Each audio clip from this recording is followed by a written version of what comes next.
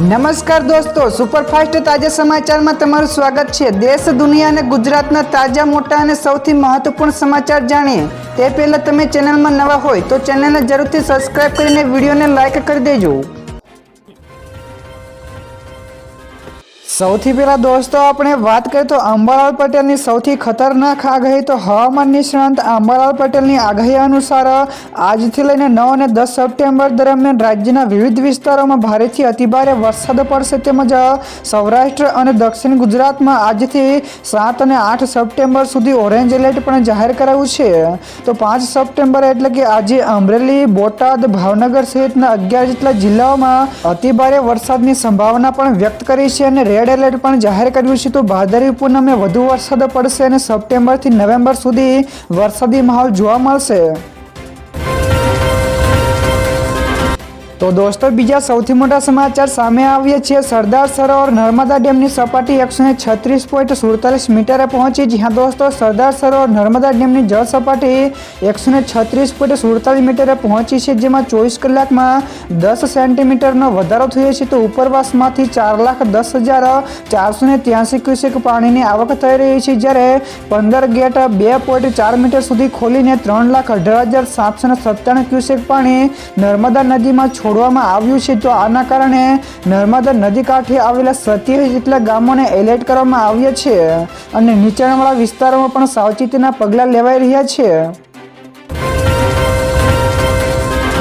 તો દોસ્તો ત્યાર પછી આગળ વધુ એક સૌથી મોટા સમાચાર। ભારત અને ચીનને ટેરિફથી ડરાવી ન શકાય। જ્યાં દોસ્તો એક પ્રેસ કોન્ફરન્સમાં રશિયાના રાષ્ટ્રપતિ પુતિને કહ્યું કે આ બહુપક્ષીય દુનિયામાં કોઈની દાદાગીરી નહીં ચાલે અને બધાના અધિકારો સમાન છે।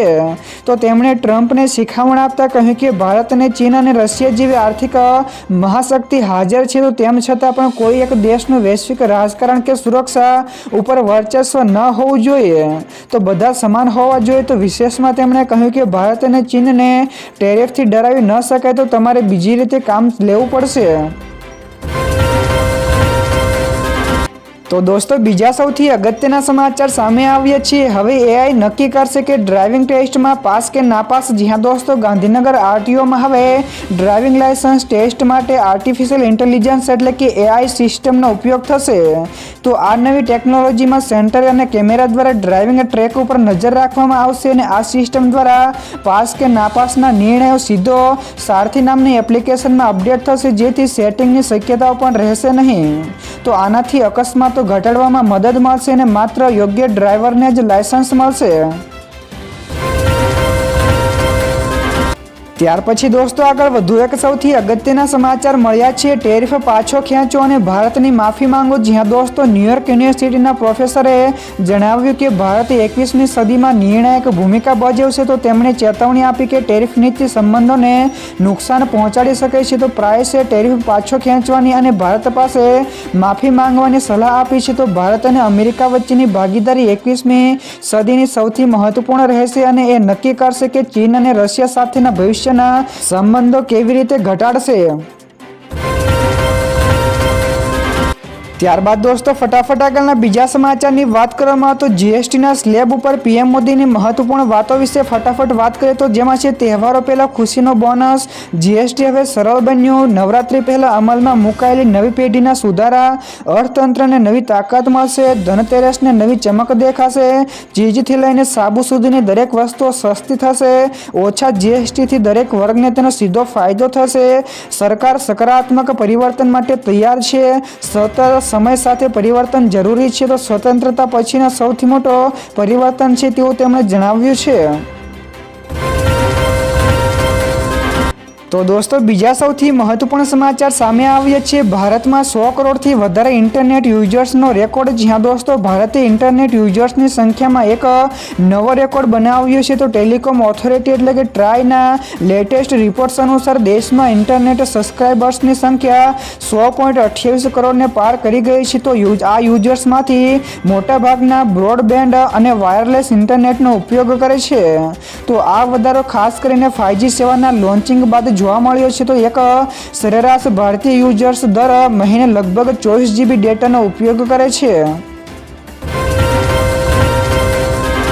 તો દોસ્તો ત્યાર પછી આગળ વધુ એક સૌથી મહત્વપૂર્ણ સમાચાર મળ્યા છે. કડાણા ડેમમાંથી અંદાજે 3 લાખ કરતાં વધારે ક્યુસેક પાણી નદીમાં છોડાશે. જ્યાં દોસ્તો કડાણા ડેમમાંથી ગઈકાલે 3 લાખ કરતાં વધારે ક્યુસેકનું પાણી નદીમાં છોડવામાં આવ્યું છે. જેમાં રાજસ્થાનના મહેશ બજાજ સાગર ડેમમાંથી મોટા પાયે પાણી છોડાતા તે કડાણા ડેમમાં આવી પહોંચ્યું છે.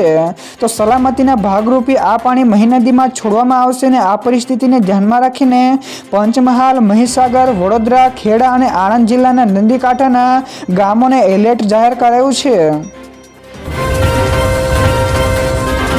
ત્યાર પછી દોસ્તો આ સિવાયના બીજા સમાચારની ઝડપથી વાત કરવામાં આવે તો ટ્રમ્પનું ચર્ચાસ્પદ નિવેદન તો કંઈક મોટું થવાનું છે. જ્યાં દોસ્તો અમેરિકાના પ્રમુખ ડોનાલ્ડ ટ્રમ્પે યુક્રેન અને રશિયા યુદ્ધ વિશે એક રહસ્યમય નિવેદન આપ્યું છે. તો તેમણે કહ્યું કે તેઓ બંને દેશોના વડાઓ સાથે વાત કરી રહ્યા છે તો કંઈક મોટું થવાનું છે જેના માટે લોકો તૈયાર નથી. તો ટ્રમ્પે દાવો કર્યો છે કે તેઓએ વિશ્વમાં 6 થી લઈને 7 યુદ્ધો અટકાવ્યા છે અને તેનો નોબેલ પુરસ્કારને પણ લાયક છે.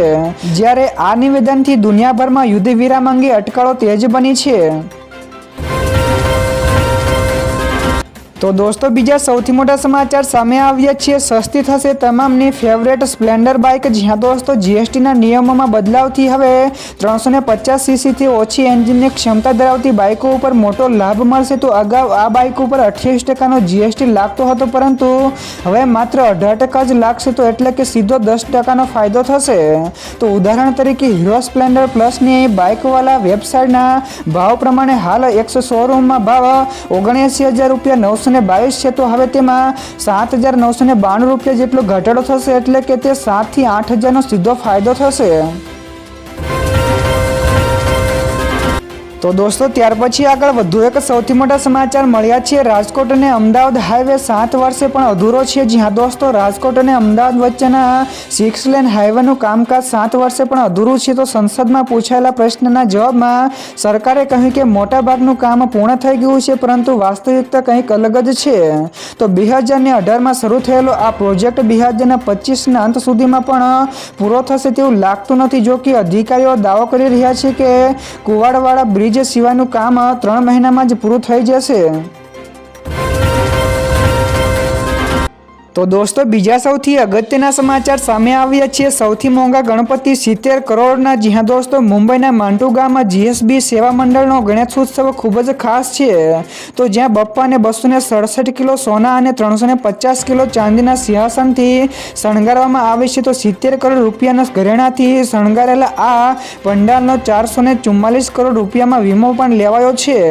તો લાલબાગ કા રાજા પછી અહીં સૌથી વધારે ભીડ એકઠી થાય છે અને ભક્તો માટે 24 કલાક પ્રસાદી અને ભોજનની પણ વ્યવસ્થા છે. તો આ કાર્યક્રમ શ્રદ્ધા, ભક્તિ અને ભવ્યતાનું અદ્ભુત મિશ્રણ છે. ત્યાર પછી દોસ્તો આગળ વધુ એક સૌથી અગત્યના સમાચાર ફરી એકવાર ધરતી ધ્રુંજી ઉઠી તો અફઘાનિસ્તાનમાં ભૂકંપ. જ્યાં દોસ્તો અફઘાનિસ્તાનમાં ભૂકંપના આંચકા સતત ચાલુ છે. તો ગઈકાલે ફરી એકવાર 135 કિલોમીટરની ઊંડાએ 4.8ની તીવ્રતાનો ભૂકંપ આવ્યો હતો. તો અગાઉના ભૂકંપમાં કુનાર અને નાગરહારમાં પ્રાંતમાં સૌથી વધારે પ્રભાવિત થયા હતા. જ્યાં એક પ્રેસ કોન્ફરન્સ અનુસાર અત્યાર સુધીમાં ત્યાં 1400થી પણ વધારે લોકોના મૃત્યુ પામ્યા છે અને 3000થી પણ વધારે લોકો ઘાયલ થયા ના અહેવાલ છે. તો વર્લ્ડ ફૂડ પ્રોગ્રામે આ વિસ્તારોમાં કટોકટી સહાય મોકલવાનું પણ શરૂ કરી દીધું છે.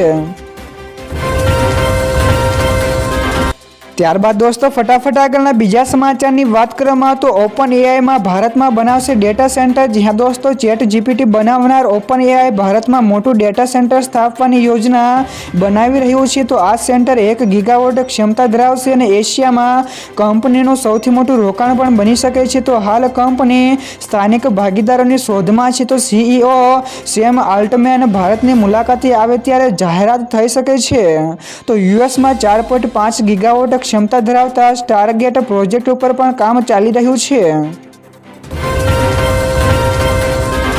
તો દોસ્તો બીજા સૌથી મહત્વપૂર્ણ સમાચાર સામે આવ્યા છે. અમદાવાદ અને મુંબઈ હાઈવે ઉપર 15 કિલોમીટરનો ટ્રાફિક જામ. જ્યાં દોસ્તો વડોદરા નજીક અમદાવાદ અને મુંબઈ નેશનલ હાઈવે ઉપર આવેલા જાંબુવા બ્રિજ ઉપર 15 કિલોમીટર લાંબો ટ્રાફિક જામ થયો છે. તો વાહન ચાલકો કલાકોથી ફસાયેલા છે. તો જેમાં એમ્બ્યુલન્સો પણ અટવાઈ ગઈ છે. તો આ ટ્રાફિક જામ રોજિંદી સમસ્યા બની ગયો છે.